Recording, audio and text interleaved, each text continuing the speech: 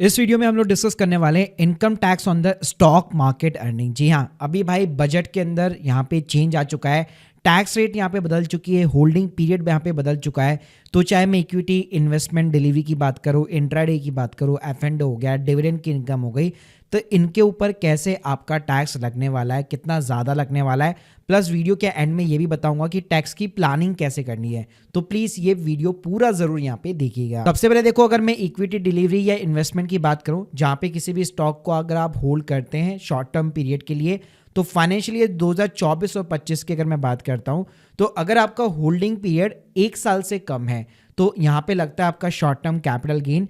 पहले ये जो टैक्स रेट हुआ करता था प्रॉफिट के ऊपर वो 15% का था, लेकिन यहाँ पे 23 जुलाई से गवर्नमेंट ने इसको इंक्रीज करके 20% कर दिया। तो एग्जांपल देना चाहूँ तो मान लो आपने कोई जो स्टॉक्स वगैरह आपने जो बेचे उसकी सेल वैल्यू 1 लाख रुपए है और आपकी बाय वैल्यू जी 70,000 रुपए है, तो प्रॉफिट हुआ आपको 30,000 रुपए का।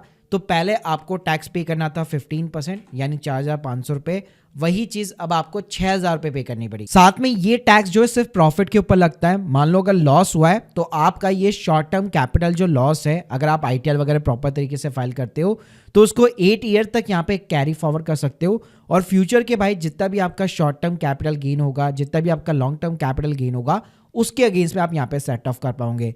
तो भाई ये थोड़ा सा डिसएडवांटेज है, आपका 15 से सीधा 20% टैक्स होने के कारण ये 5% का बर्डन आपको लेना पड़ेगा। भाई टैक्स की वजह से अब आपकी यहाँ पे कॉस्ट यहाँ पे इंक्रीज होने वाली है, तो इसके लिए मैं रिकमेंड करूंगा एक zero brokerage platform M stock. जी हाँ, यहाँ पे भाई सिर्फ आपको 999 पे करना है और लाइफ टाइम के लिए आपको जीरो ब्रोकरेज देखने को मिल जाती है इक्विटी डिलीवरीज के ऊपर, चाहे वो इंट्राडे हो, एफ&ओ हो, म्यूचुअल फंड्स हो या फिर आईपीओ हो। अगर आप ये पे भी नहीं करना चाहते तो स्टिल जीरो कॉस्ट के ऊपर आप अकाउंट ओपन करा सकते हैं। इक्विटी डिलीवरी स्टिल यहाँ पे आपको जीरो ब्रोकरेज पे देखने को मिल जाएगी और बाकी सब सेगमेंट के ऊपर भी सिर्फ 20 रुपीज पर ऑर्डर आपका यहाँ पे चार्ज लगने वाला है। और सिर्फ इतना ही नहीं यार, एम स्टॉक्स आपको टेक्नोलॉजी टूल्स भी यहाँ पे प्रोवाइड करता है, प्रॉपर फंडामेंटल टेक्निकल चार्ट्स देखने को मिल जाएंगे। वॉइस सर्च का भाई यहाँ पे ऑप्शन दिया गया है स्टॉक्स को फाइंड आउट करने के लिए, सिंगल स्क्रीन पे आपको अपना कंप्लीट पोर्टफोलियो देखने को मिल जाता है। और भाई इसका जो मार्जिन फैसिलिटी है वो तो बड़ा ही कमाल का है, जहां पे इंटरेस्ट रेट सिर्फ 6.99% से स्टार्ट हो जाती है। और अगर मैं ट्रस्ट फैक्टर की बात करूं तो भाई एम स्टॉक जो है मिराई एसेट ग्रुप का पार्ट है। 2 सालों के अंदर भाई 15 लाख से भी ज्यादा इसके यूजर हो चुके हैं, 145 करोड़ से भी ज्यादा की ब्रोकरेज भाई सेव कर चुका है और 6,000 करोड़ से भी ज्यादा की रिटेल क्लाइंट की होल्डिंग को मैनेज करता है। भाई देर किस बात की, link in the description box, अभी जाकर एम स्टॉक पे अपना डीमैट अकाउंट ओपन करें। अब बात करते हैं भाई हम लोग लॉन्ग टर्म कैपिटल गेन की। तो देखिए, अगर आपका होल्डिंग पीरियड 1 साल से ज्यादा का है तो उस केस में आपका एलटीसीजी लगता है और ये टैक्स रेट भी गवर्नमेंट ने इंक्रीज करके 10% की जगह 12.5% कर दी है। लेकिन यहाँ पे आपको एडवांटेज ये मिलेगा कि एग्जेम्पशन की लिमिट पहले 1 लाख रुपए हुआ करती थी, अब वो इंक्रीज करके 1,25,000 रुपए कर दी गई है। तो मान लो अगर आपकी सेल वैल्यू 5 लाख रुपए है और आपने बहुत पुराने स्टॉक्स बाई किए थे 1 लाख की कॉस्ट के ऊपर, तो आपका प्रॉफिट बनता है 4 लाख रुपए का। तो पहले टैक्स ऐसे कैलकुलेट होता था, जो भी आपका प्रॉफिट है उसमें से आप 1 लाख रुपए माइनस कर लीजिए और 10% का आपको टैक्स पे करना पड़ता था। अब भाई यहाँ पे ये होगा कि 1 लाख की जगह 1,25,000 आपको माइनस करना है, लेकिन 12.5% की टैक्स रेट से आपको टैक्स पे करना है। तो यहाँ पे अगर देखिए 1,25,000 के ऊपर अगर आपका टैक्स हुआ तो डेफिनेटली पहले के कंपेयर में आपको ज्यादा टैक्स पे करना पड़ेगा।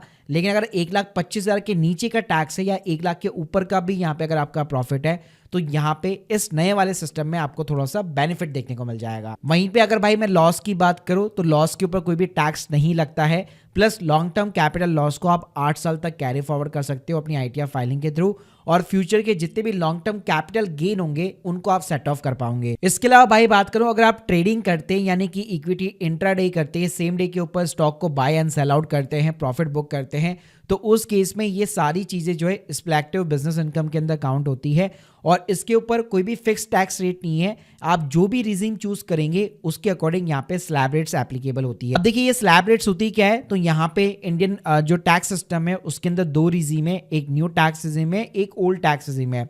ओल्ड टैक्स रिजिम में आपकी चाहे सैलरी की इनकम है, आपके इंट्राडे की इनकम है, सभी को एक तरह से ही कैलकुलेट किया जाता है, एक ही तरह का माना जाता है। और उसके ऊपर अगर आप कोई भी डिडक्शन वगैरह क्लेम करना चाहते हैं, जैसे एटीसी की डिडक्शन हो गई, हेल्थ इंश्योरेंस की एटीडी की डिडक्शंस हो गई, ठीक है, एचआरए का बेनिफिट्स वगैरह हो गया, तो ये सारी चीज़ें अगर आप अवेल करना चाहते हैं तो अल्टीमेटली अगर मैं बात करूं तो 5 लाख रुपए तक का कोई भी आपका टैक्स नहीं लगता है, गवर्नमेंट आपको रिबेट यहाँ पे प्रोवाइड कर देती है। लेकिन उसके बाद में 5 से 10 की इनकम के ऊपर 20% का टैक्स रेट है और अबाउट द 10 लाख रुपीज 30% का टैक्स रेट है। वहीं पे अगर आपने न्यू टैक्स सिस्टम यहाँ पे अडॉप्ट कर रखी है तो वहां पे कोई आपको डिडक्शन या एग्जामिशन नहीं मिलेगी, ETC वगैरह ऐसा कुछ नहीं मिलेगा। लेकिन अच्छी बात है कि वहां पे 7 लाख रुपए तक आपका कोई भी टैक्स वगैरह कुछ भी नहीं लगने वाला है। लेकिन अगर 7 लाख के ऊपर अगर आपकी इनकम गई तो यहाँ पे 3 से 6 पे 5%, 6 से 9 पे 10%, 9 से 12 पे 15, फिर 20 हो गया और about the 15 lakh rupees income आपका 30% का टैक्स रेट लगेगा। और इंट्राडे के अंदर अगर आपका लॉस होता है तो उसके ऊपर कोई टैक्स नहीं लगेगा, लेकिन ITR के थ्रू आप 4 साल के लिए उसको कैरी फॉरवर्ड कर सकते हो और फ्यूचर के आपके जितने भी इंट्राडे के प्रॉफिट होंगे उसके अगेंस्ट में आप सेट ऑफ कर सकते हो। वहीं पे अगर मैं FNO यानी कि फ्यूचर एंड ऑप्शन ट्रेडर्स की बात करूं तो उसको ये जो है टैक्स सिस्टम जो है नॉन स्पेक्टिव बिजनेस इनकम की तरह काउंट करता है और यहाँ पे भी कोई फिक्स टैक्स रेट नहीं है, जिस भी स्लैब रेट के अंदर आप काउंट होंगे उसके अकॉर्डिंग ये टैक्स चार्ज करेगा। यानी अगर मैं न्यू टैक्स स्कीम की बात करूं तो 7 लाख की इनकम पे आपका कोई टैक्स नहीं लगेगा, उसके बियॉन्ड जाओगे तो स्लैब रेट के अकॉर्डिंग आपका टैक्स वगैरह रेट वगैरह यहाँ पे F&O के ऊपर भी लगने वाला है। प्लस F&O के जो लॉसेस होते हैं उसको बिजनेस लॉस की तरह ट्रीट किया जाता है, उसको आप 8 साल तक कैरी फॉरवर्ड कर सकते हो और भाई किसी भी इनकम के साथ में आप सेट ऑफ कर सकते हो एक्सेप्ट द सैलरी। यानी अगर बैंक का इंटरेस्ट हुआ, बिजनेस का प्रॉफिट हुआ या लेट सपोज किसी भी और अदर टाइप की इनकम हुई, शॉर्ट टर्म इवन क्यों ना, कैपिटल गेन क्यों ना हो, उसको भी आप जो है F&O के लॉस के साथ में यहाँ पे सेट ऑफ कर सकते हो। अब चलिए यहाँ पे मैं आपको कुछ यहाँ पे टिप्स देना चाहूंगा। तो मेजरली 2 टिप्स है। लॉन्ग टर्म कैपिटल गेन जो है 1,25,000 तक हो चुका है instead of the 1 lakh rupees. तो यहाँ पे आप टैक्स हार्वेस्टिंग का मेथड यूज में ले सकते हैं, आप गूगल कर सकते हैं इसके बारे में, यूट्यूब भी कर सकते हैं, मेरे कुछ वीडियोस आपको मिल जाएंगे। तो यहाँ पे क्या होता है, आपका जितना भी जो इक्विटीज है या फिर आपके जो भी म्यूचुअल फंड्स है आप उनको बेच सकते हैं और अपना जो है 1,25,000 तक का क्यूमुलेटिव प्रॉफिट बुक कर सकते हैं और वापस आपका जितना भी रिडम्पशन हुआ है उसको आप वापस री इन्वेस्ट कर दीजिए।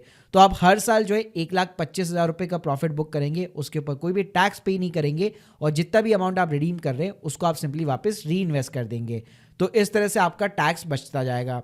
इसके अलावा अगर आप 30% टैक्स ब्रैकेट में फॉल करते हैं, FD के ऊपर भी इंटरेस्ट भी जो है आप 30% टैक्स पे कर रहे हो उसके ऊपर, तो उससे बेटर ऑप्शन ये कि आप आर्बिट्राज म्यूचुअल फंड की तरफ जा सकते हैं जो कि इक्विटी के अंदर काउंट होता है। और अच्छी बात है कि वहां पे आपको 12.5% टैक्स रेट पे करना है और आपको 1,25,000 वाली जो एग्जामिशन है वो भी वहां पे आप अवेल कर सकते हो। So guys, hope you like this video, please subscribe channel. अगर आप लोग के कोई भी डाउट्स है कमेंट बॉक्स के अंदर जरूर बताइए। Thank you guys, thank you very much. Investments in securities markets are subject to market risks. Read all the related documents carefully before investing.